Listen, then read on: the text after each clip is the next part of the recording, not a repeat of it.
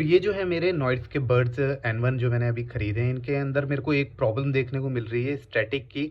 दोनों जो ईयरबड्स हैं उसमें स्टैटिक की नॉइज़ बहुत ज़्यादा आ रही है। मतलब बहुत ज़्यादा तो नहीं, बहुत थोड़ी-थोड़ी सी बहुत अननोइंग जो होती है वो स्टैटिक की साउंड आ रही है इसमें।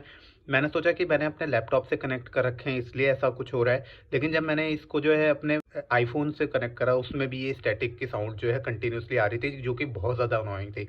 तो आप में से कोई अगर ऐसा कुछ फेस कर रहा है तो प्लीज़ कमेंट करें। एक मेरे को जो है कमेंट में एक मेरे सब्सक्राइबर ने बताया मेरी रील पर कि उसको भी ऐसा सेम इश्यू देखने को मिल रहा है।